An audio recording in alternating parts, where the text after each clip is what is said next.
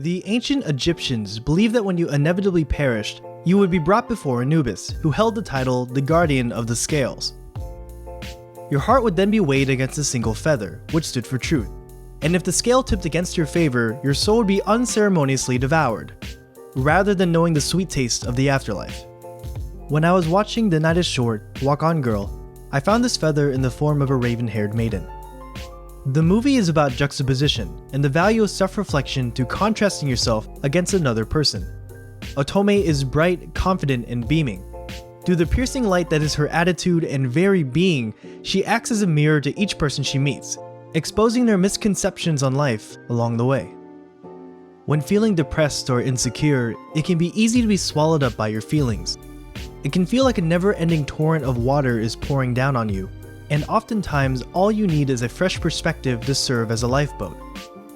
Otome acts as this lifeboat time and time again, and I'd like to celebrate the many ways she utterly affects the characters whose souls she touches, as well as how they end up affecting her in the end. What's interesting to note is that part of the movie's title, The Night is Short, is both simultaneously true and false. A recurring theme of the movie is the passage of time. The elderly people that Otome meets, as well as Rihaku, continually complain about how time passes too fast. Their clocks are continually shown ticking and ticking at breakneck speeds, and both of them fixate on when their lives will meet their ends. Enter Otome. She doesn't know it, but she teaches him about the theory of relativity. There's a quote attributed to Einstein where he describes the concept in simple terms. When you sit with a nice girl for 2 hours, you think it's only a minute. But when you sit on a hot stove for a minute, you think it's 2 hours. That's relativity. While Rihaku and the others are stuck worrying about the future, Otome is firmly placed in the present, and that's why her watch moves at a snail's pace compared to everyone else. The night that Otome experiences is anything but short, and that's a direct reflection of her worldview. Just by living her life by the way she's always known, she holds a mirror up to their foolishness and makes them question their deeply held beliefs. Rihaku is the recipient of this questioning often throughout the movie. His first encounter with Otome is an enlightening one, and is just proof of how Otome is an absolute treasure. The inciting incident for The Night is Short, Walk On Girl is Otome learning about the existence of fake Denki Bran, the failed attempt at recreating the famous cocktail it's named after. Rihaku claims that it is indicative of how life is about failure, emptiness, and isolation. But to borrow another one of Einstein's quotes of questionable origin, if you judge a fish by its ability to climb a tree, it will live its whole life thinking that it is stupid. To Otome, fake Denki Bran is luxurious, joyous, and full of warmth, because she judges it based not on flawed expectations, but upon its own merits. Otome takes life as it is. In contrast, Senpai tries to take life as it could be. Embarrassingly enough, I see a lot of myself in the way he acts, and how he goes about trying to win Otome's affection. Instead of being proactive and putting himself out there, he focuses his time on removing obstacles and trying to get her to notice him through pure statistical chance.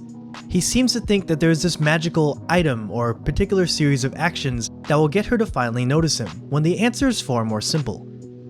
Just put yourself out there. One thing is for certain, however, you can't knock his sense of determination. The Night is Short, Walk On Girl is almost structured in a series of trials, not only for Otome but for Senpai as well. When watching the movie, there's no way you can miss a curious doll that shows up time and time again. I could swear it's in every frame. These are Daruma dolls, and in Japanese culture they serve as a symbol of perseverance and encouragement. They almost act like lanterns for Senpai to follow that lead directly to Otome's heart. But in order to capture it, he's gotta make the plunge. Literally. I find that although a large part of The Night is Short, Walk On Girl is about Otome and her infectious personality, it's just as much about Senpai and the nature of romance. And it succeeds in subverting the common trope of the weird girl with the love for life whisking the main character away. Rather, Otome is forced to look within and realize the chances she may have been missing out on with her endless forward march. It's a very balanced and nuanced film, with themes of romanticism and longing versus seeing past that which is directly in front of you. It is also the perfect portrayal of conflicting and confusing emotions, by being itself conflicting and confusing. Watching this movie, and definitely towards the end, it feels like you're in a dream. It captures purely the panic and nervousness I felt during those years in late high school and early college to a T. It's a film that holds a mirror up to you and says, you too can achieve this. just know how to balance when to walk on and when to stop and smell the roses. Thanks for watching. I have a feeling that in the flurry of Kimi no Nawas and Koe no Katachis, the night is short, walk on girl might have fallen by the wayside. If you watch this video or have seen the Tatami Galaxy, but not this movie, what are you waiting for? After all, the night is short. And of course, if anything I said was wrong, I'm sorry. I must have stuttered.